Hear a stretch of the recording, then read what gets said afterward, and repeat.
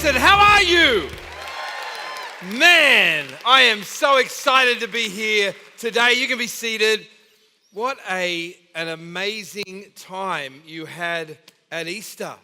If I can just say to every single one, particularly of those of you that were involved in C teams, whether it was behind the scenes or up here or in production, every single one of those 109 precious people that made a confession of their faith is grateful to you. You know, what a neat thought, the fact that we'll get to heaven and then randoms will come up and say, hey, thanks. You contributed to that Easter where the lights came on for me and Jesus became real to me. And none of that happens by accident. You know, we do work with a lot of leaders around the world. Last year we traveled 300 nights we're away from home.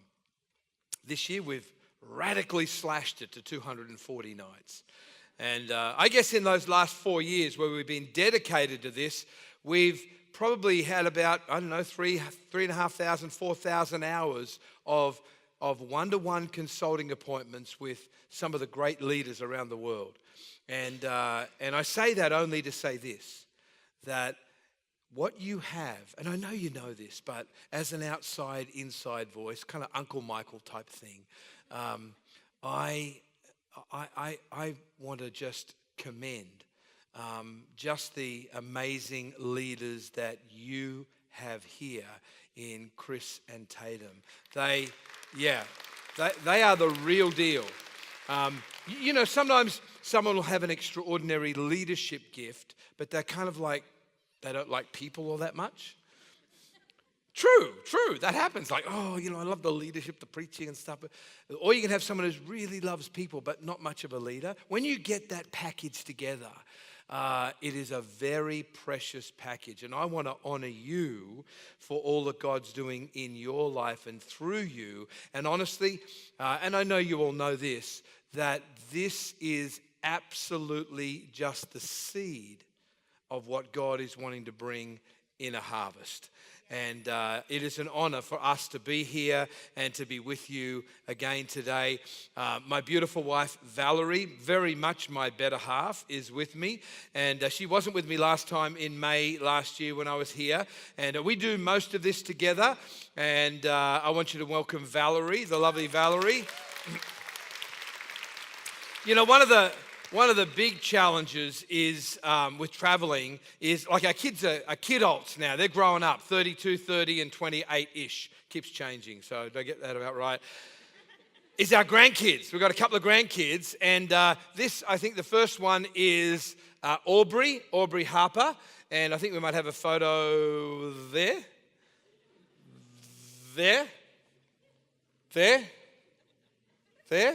She's gorgeous, actually, and so Aubrey is our little granddaughter, and we have two grandsons, Freddie and Monty. Actually, Frederick and Montague. Really? And we actually had to get a new car. We just bought a different car because we had a little sports car that didn't have. It was my midlife crisis, and didn't have room for baby seats, grandbaby seats in the back seat. So we got a new one. In fact, I had a little slither of time back home, and I went into a showroom. I was looking for a particular kind of car. When I looked at it, it was a bit small, smaller than I had thought. And so I looked at another one. He said, "Do you like that?" And I said, "I kind of do, you know." And he said, "Why don't you take it for a spin?" As they do. And I said, "Well, I've got to pick my wife up, and so I'm rushed to time." He said, "Listen, take it overnight." I went, "What? I might never bring it back." He said, no, take it. Do your normal driving with it. And he said, because we have a national park near us, he said, "Take it for a spin through the national park." I said, "Sweet." So did that, picked my wife up from the mall. Yep, she was at the mall. And she loves it when I say that. It's her second home, really. She's always at the mall. That's not true. So I've just lost half of you, right? Yeah.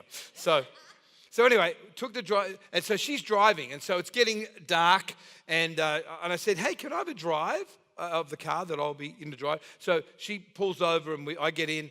2 miles down the road, by this stage it's really getting dark, I saw a grey flash out of the bushes. We're driving to the national park, bang!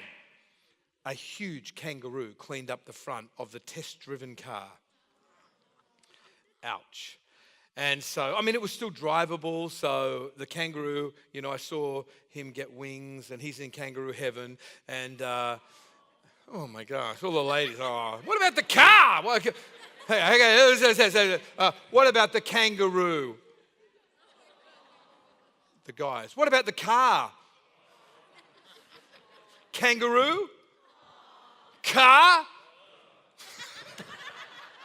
So anyway, I took it back to the car place the next day, and I said, good news and bad news, guys. Good news, love the car. Bad news, it's not quite in the state that I drove it out of the showroom in.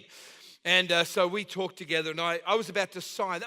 They gave me a white one overnight. I really liked the black one. Guys, you got black wheels. It was just really schmick. Valerie wanted the white one. And so I was about to sign on the black one, and the salesman came in. And he said, look, I never do this. I know you're about to buy it. We're really keen on you buying the white one. Unsaid, in brackets, that you trashed. And I said, how keen are you for me to have the white one? They said, $8,000 keen. I said, you have my attention. So I drove out I didn't drive out, actually. We bought the white one. And I've got a brand new car discount strategy called the Kangaroo Discount right there. Hop right in and get your Kangaroo discount right here. And so we bought a new car. But I tell you, that kangaroo came out of the bushes by stealth. And that's what I want to talk to you about today. I want to talk about the greatest stealth. You and I have an enemy. And we even have an enemy that's been being an enemy. That's not our enemy. That is not the devil, right? And those wings, I'm telling you, they are real. She is an angel. And that is Aubrey Harper. And let me start my message again. See, it's going to be 10 minutes longer now. You didn't get those sorted. And our grandsons, that's Freddie. I love him. And Monty. And Freddie is my best friend in the entire world. And he wanted to ring me last night, but it was 11 o'clock our time, and we were already in bed, and I love them dearly. But we bought you a new car, and a kangaroo got it first. And so we were as I was driving down in that national park area, a little further south, I kind of had a bit of a flashback of one of our most nearly devastating moments in ministry. Our young people were on youth camp, and our youth pastors had the young people at the beach. And there was it was quite tame that day, and the lifeguards were there. They talked to the lifeguards, all good. There was a sandbar. You know what I'm talking about? From the beach, it goes a little bit deep, only up to here, and then like this level. And there was about 30 of our young people on the sandbar, and a rogue set of waves came by stealth and washed the sandbar away. Before we realized that there were these 30 young people, and they were in what was like a washing machine of tumult in the ocean. And by the time we got there were bodies lined up on the beach. No one died from our crew, but tragically 2 other people passed away. An older gentleman and a young guy. Well, our youth pastor was there, and after dragging our kids out, along with a couple of our life-saving youth leaders, our youth pastor saw this guy, and he was lifeless. And he went over to try, and the paramedic said, no, he's dead, he's gone. And so our youth pastor started praying in the Spirit over him and started working on him, giving him life mouth to mouth and all that kind of stuff, and kept up. And then eventually the kid went, whew.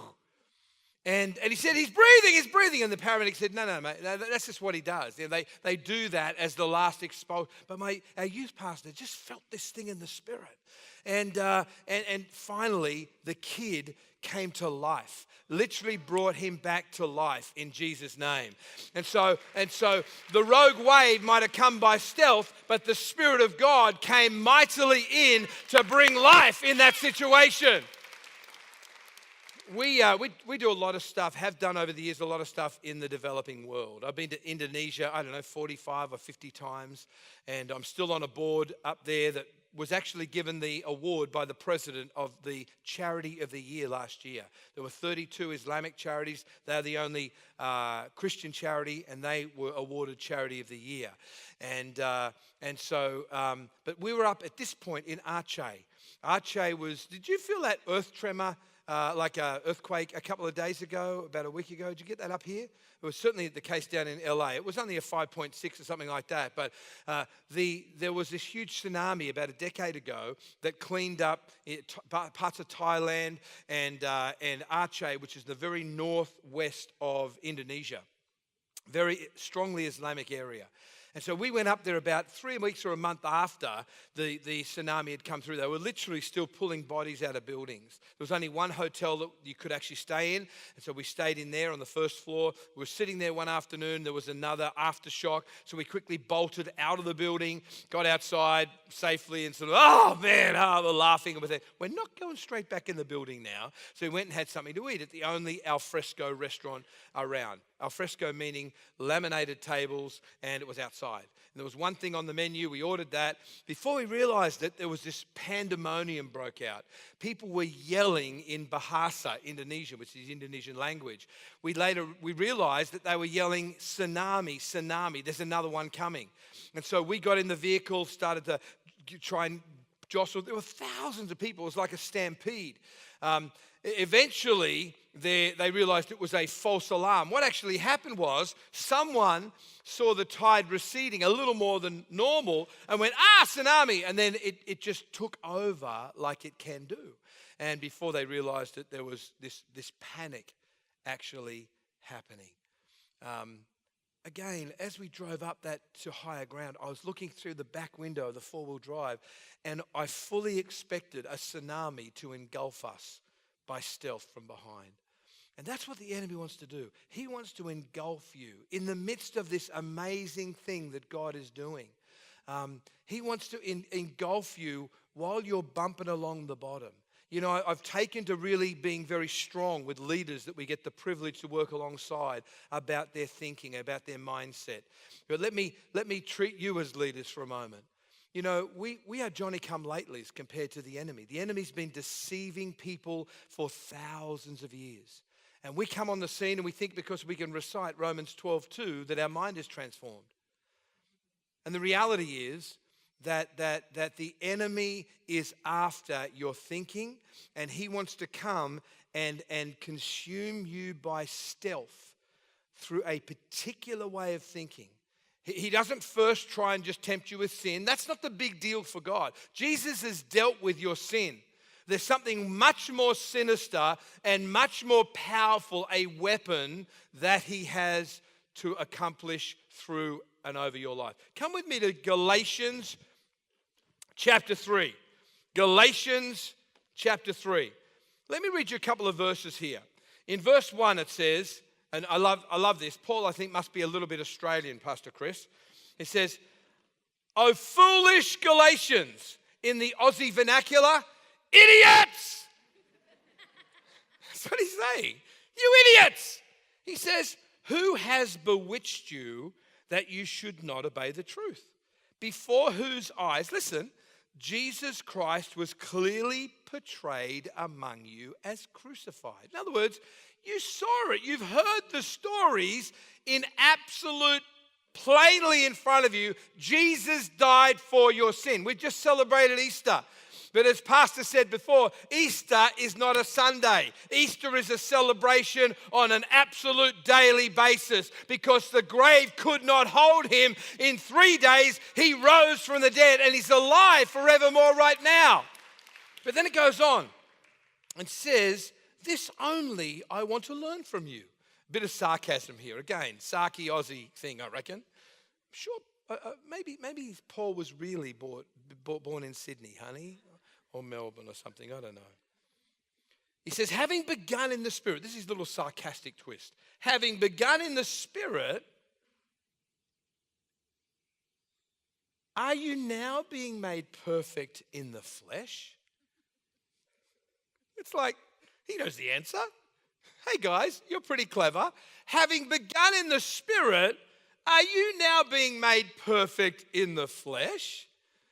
And I know we laugh at that, but here's the honest truth. Many of us who began in the Spirit actually tried to complete the work, just to give God a bit of a hand in the flesh. And then it goes on and says, have you suffered in so many things in vain? Are you so foolish? Again, he says, idiots! Having begun in the Spirit, are you now being made perfect by the flesh? I think you got the point. Here's the greatest stealth that the enemy will actually portray over your life, and that is the temptation of self-reliance.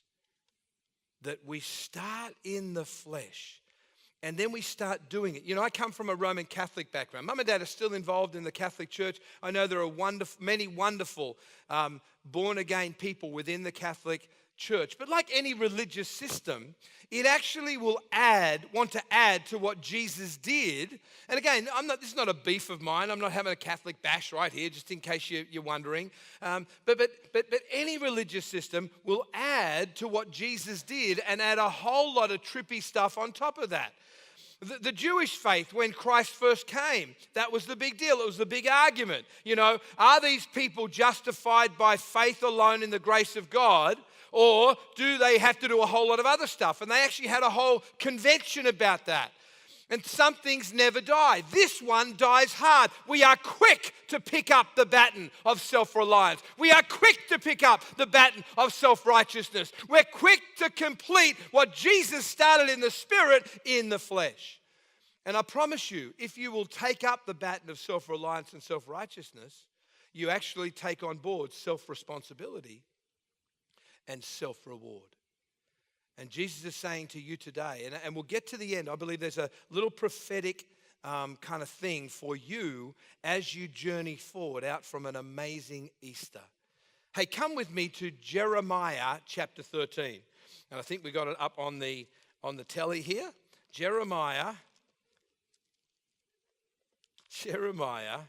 chapter 13. It says, thus the Lord said to me, go and get yourself a linen sash and put it around your waist, but do not put it in water. And so Jeremiah says, so I got a sash according to the word of the Lord, and I put it round my waist. This little linen sash, reed towel, is courtesy of Marriott Hotels, and I will bring it back if Mr. Marriott is watching at all. Just excuse me, I'll get this sorted. Talk among yourselves. So this is the linen sash. It's normally worn close to the skin, and I'm sure you appreciate the fact that we're not doing that today. So it's a little linen sash round here. And then it says, then the word of the Lord came to me the second time, saying, take the sash that you acquired, which is round your waist, and arise, go to the Euphrates. Everyone say Euphrates. Come on, say it one more time with passion. Euphrates. And hide it there in a hole in the rock. So I went and hid it by the Euphrates. Say Euphrates, as the Lord commanded me. Now it came to pass after many days that the Lord said to me, arise, go to the, and take from there the sash which I commanded you to hide. And then it goes on and says, then I went to the Euphrates and dug, and I took the sash from the place where I'd hidden it. And there was the sash ruined. It was profitable for nothing.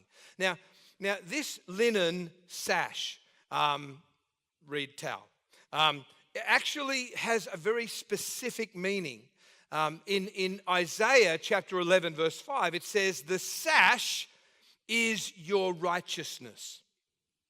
The sash is your righteousness. Picking that thought up in 2 Corinthians chapter 5, verse 21, it says that we should become, because of what he's done for us and what we celebrated last weekend, we should become the righteousness of God. Righteousness is a gift to you. It's got nothing to do with your self-reliance or anything you do or you don't do outside of receiving what Jesus has done. So righteousness is not something you do. Righteousness is something he's won based upon what he has done. And that's a really clear, basic distinction. And so what I want to bring to you today is the implications of that. Now he says, I want you to take the linen sash. First of all, and again, I'll keep this, at a higher level. Where this is worn close to the skin, linen, it's linen because it's designed that you wouldn't sweat. It's a natural fabric. That was why it was linen, that the priest had that. It was girded around an intimate part of the anatomy. So what Jesus is saying there, he says, I want to be so intimately close to you through what I have accomplished at the cross. The enemy will do all his level best in order to dislodge you from that truth. John 10:10 says the enemy has come to steal what? To steal the truth of righteousness and grace by faith in what God has already done. To steal that, steal your joy, to kill your future, and to destroy and decimate any destiny in the future. I tell you, once you've got that, all of the religious stuff comes into context. When you understand in your heart of hearts, from your head down into your heart, that our righteousness is nothing we earned. It's got nothing to do whether you come to church every week, every month, or every 2 months. I'll qualify that in a moment. It's not about going to a C group. That's not your righteousness. It's not about being involved in the C team. It's not about giving in the offering. But here's the point. Because of what Jesus does, we don't have to fight for our freedom. We fight from our freedom. Does that make sense? In other words, when you get this and that Jesus Christ is your righteousness, your reliance is totally on him, it's like, come on! Why wouldn't church be absolute priority, not in any way discretionary, every single week? Why wouldn't you as a dad, as a mum, as a young person have in your heart, not out of any sense of obligation, but out of a sense of, oh my gosh, God, you are amazing. Why would I not want to? Me and my house, we are going to serve the Lord. Why would you not want to get involved in a C group? Why would you not want to do that? It's the natural outflow. If you are intimately connected with the King of Kings and Lord of Lords, and you understand the intimacy of relationship that he wants to have, and you have his righteousness, hey, you want to hang out with those that are like that, who you also love. Why would you not want to serve in a team? You hear sometimes, it's like some Christians are like, we don't have to. Don't have to go to church. You don't have to do anything. But your don't have to and filthy, stinking, rotten attitude actually does show the revelation you have of righteousness in the first place. Do I have to give? I had someone recently online. Do I have to give like Brian Houston tells his church he has to give? Like the tithe of the Old Testament and stuff. I'm like, give me a break. If you understand the righteousness, the wonder of God who would send his son to bleed every last drop of blood, whipped and crucified. Because he loves you, you little ticker. What does that do for you on the inside? In fact, rather than our behavior being toward pleasing God, our behavior comes out of the knowledge we already please God. And actually our heart to connect together, our heart to serve, our heart to make the kingdom of God an absolute priority, our heart to give generously is a sign of the indication of our revelation of the righteousness of God. So, he says, go over to the Euphrates. Now the people of the day, they would have been well mindful of the two kind of definitions of the Euphrates. And he said, I want you to go and put your linen sash, and it's going to be destroyed. I'm probably going to have to pay for this towel at the Marriott, I think. It's funny, I took this towel. I didn't want to take what am I going to take the towel out, rub it in the dirt, bring it back dirty? I felt like weird. So I actually stuffed it in a plastic bag. I thought I was a thief or something. And I put it in a white wheelie bag. So I wheeled out, just got a bag, taken it for a walk, went down, found some mud, and I'm there, and I'm down, I'm in my clothes, and I'm rubbing this towel in the mud. These security guards are looking at me going, what the heck are you doing? 911, we got a live one here. Then I put it back in the plastic bag, stuffed it back in the white bag, just bringing the bag back in that I took out just a few moments ago. I've got no dirty towel in here, haven't destroyed your property. So anyway, here's the, whoop.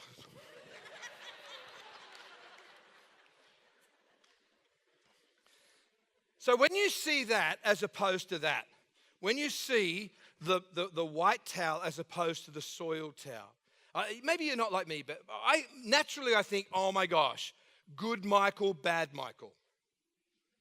You understand what I'm saying? It's like Michael on a good day, Michael, oh, bad Michael. No sin? Sin. That's not what it's talking about. In fact, if we read on in Jeremiah chapter 13, we go down a little bit in verse 9. It says, thus says the Lord, in this manner I will ruin the pride of Judah and the greater pride of Jerusalem. This evil people who refuse to hear my words. Listen, just flip it up again if you can. Thank you.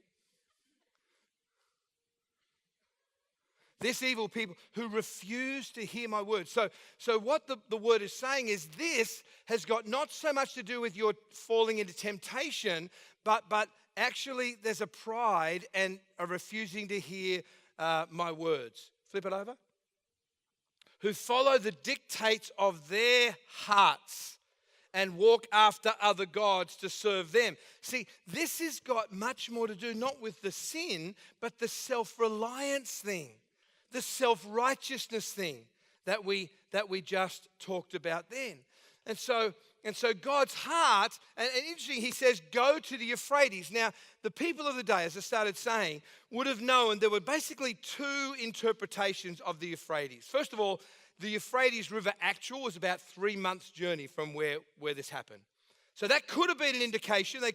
But there was also another town about 7 miles away with exactly the same name. So it may have also been telling him to go and hide the linen sash in a cleft in the rock in that town. Regardless, they would have pegged the name Euphrates with meaning, on one hand, judgment, because that's the place from where the Babylonians were going to come to take them captive. And then secondly, it was a place of great blessing and inheritance, because most of the inheritance that was handed out to the children of Israel, at least one of them, that was your inheritance will go to the extent of the border of the great river Euphrates. So on one hand, you've got this attitude of, whoa, judgment. On the other hand, yay, blessing, favor, and inheritance. And you think, well, what is God, schizophrenic or something? No. It's which one of those you actually get ultimately is determined by the place of your heart. Whether it's self-reliance, that's going to end in judgment. That's going to end in you giving yourself your own reward and nothing else. That's going to be, oh, you want to play it that way, God says? You're responsible for the whole deal. You've got to keep the whole law. Versus God reliance, God righteousness. Are you following me right now? And I think the enemy is so subtle, where the biggest challenge that we have is independence from God. Which is why when you make decisions independently, even about a Sunday, it's like, well, will we go to church today or not? Now, I'm preaching to the choir here, and I'm not wanting to bag anyone. I'm a grace guy. I want to lift people up. But the truth is, the fact is that decision was made a long time ago. When you said, this is about God's righteousness. And it's not like you have to go. No, you don't have to do anything. And the fact is, you'll do whatever you want to do anyway. But when he really is the center, and we're really leaning into him with that sense of his righteousness, that honestly, friend, let me just be really candid with you for a sec. You know, Valerie and I both have pretty broken backgrounds. And, we were very wayward for a season. From about 18 to 21, I was drunk a lot of the time. I was rolling out of bars, 3 o'clock in the morning, and just my life was a mess. But, that was months ago now, so I'm feeling a lot better and got it back on track. Now, it's about 35 years ago, hey. And I just, when I pinch myself and I think, God, you've been so good to me.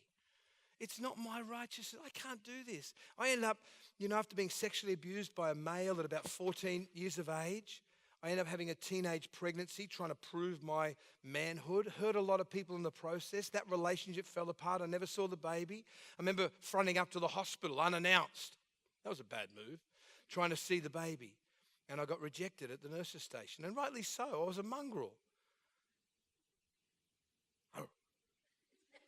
But I remember walking through an inner city streets of Sydney, and I was on the edge of the road, and my head, I felt like I was in a movie, but this was real life, and the trucks were flashing by. I could have done something really stupid that day. I was lower than low. Some of you know what I'm talking about. Even as I'm speaking to you right now, the Spirit of God is here to touch hearts. He loves you so very, very much.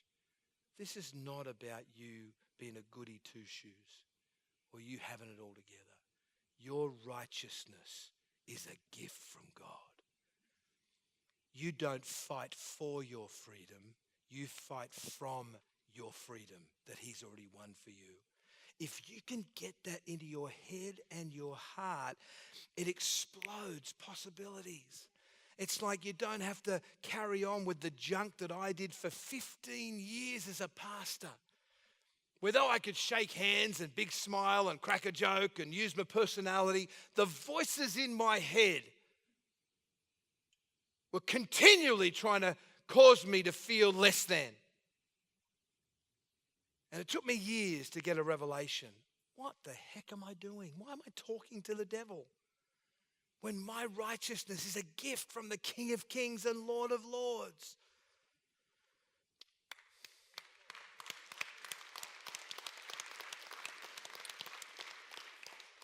Genesis chapter 2, and I'll land it with this. Genesis chapter 2. I want to pray for people just in a few moments' time. First of all, we're going to pray for everyone here. And you say, Michael, honestly, I'm not doing good in God. I've drifted, my heart's away. Or maybe for the very first time, you need to come back and just say, Jesus, could you do something with me? Could you start a relationship? Could we kind of get on and start to build something together? We're going to pray for you. But I also want to pray for those that really, you suffer like I did, condemnation. You suffer that less than voice in your heart. And it drives you bonkers at times. It's like, oh my gosh. And it causes you to kind of stiffen up and not to go for everything because you're afraid. What happens if I go to a C group and people ask me a question, I don't know it. And it's all this fear. I'm on a war against fear because you are a son. You are a daughter of the King of Kings and Lord of Lords. You're royalty. Start walking like royalty. It's His righteousness, not your own. So I'm going to pray for you. But let me quickly just look at this. In Genesis chapter 2, if I find it. Here we go. Genesis 2. It says, now, there was a river. God planted a garden, yada, yada, yada. There was a river that went out of Eden to water the garden. And from there it parted and became 4 riverheads. How many? 4 riverheads. And the first river is called Pishon or Pishon. And let's just assume this is Pishon. Is that okay? Work with that? And then over here, can you give me a C? I want to sing this part. Only joking. So this river here is Pishon. So Pishon and Gihon. Gihon, anglicized. So that's the second river. The third river was Hiddekel, or also called the Tigris. And then the fourth river, which is where our dirty, soiled sash was, this is Euphrates. Now Euphrates, this actually means, and I'm not weird as in everything's got a meaning and so forth, but in the Word of God, God doesn't waste words. Euphrates means incredible fruitfulness and sweetness or fulfillment. So how many want incredible fruitfulness in every part of your lives and to be amazingly fulfilled? How many want that? Yep, 17 of you. How many want to be fulfilled and fruitful in this one life? There's people out there that desperately want that. This one river split 4 ways. Pishon means fullness, the fullness of God. So I was like, wow, I'm full to the brim of God. I'm, after a good meal, you sit back and go, oh, that was good. Maybe you don't. Okay, I do. But so the sense of fullness of God, satisfaction in Him. You see, if it was just the river Pishon, that would be a rip-off, because that would mean it would be all about us. All about us. Someone comes to sees a pastor at the door and says, oh, the worship was really good today, Pastor. Pastor replies, I didn't know we were worshiping you. It's about Jesus, but it's not about us. So there's that fullness. And I believe that God, over this next season, wants you to tap into that sweet spot. And again, this is not obligation. I'm saying, you better have a quiet time. You better read your Bible, or you're going to hell. No, come on. Why wouldn't you not want to? He's won your righteousness. When you rock up in the He goes, whoa, come on, let's party. He loves you. Why wouldn't you want to show up to that kind of connection? But doesn't stop there. You see, it's not just fullness. This word gihon means overflow. We are filled up to overflow into this whole Redlands, Beaumont, Riverside, this whole part of the world. God is raising you up to be a church of thousands and thousands and thousands. Easter is a taste of where you're going every Sunday in the next season. It ain't about us. It's about others and the overflow. And then there's Hiddekel or Tigris. And that means it's a cool picture, this. It's like the picture, imagine that's a target. It's like the picture of an archer. I'm right-handed. It's like the picture of an archer. And he's got the bow extended. And there's a sense of rapidity, but that's shooting towards the bullseye. And so we could call that purpose. Purpose. So we've got fullness, overflow, and purpose. Say that with me. Fullness, overflow, and purpose. Come on, say it again. Fullness, overflow, and purpose. Come on. Fullness, overflow, and purpose. You get continually filled up with God. Understand the purpose. There's an overflow toward others and a sense of missional purpose that you have been brought into the kingdom for such a time as this. The result is amazing fruitfulness and overflowing fulfillment in you. That's the pocket that you want to live in. But it happens through fullness and overflow and purpose.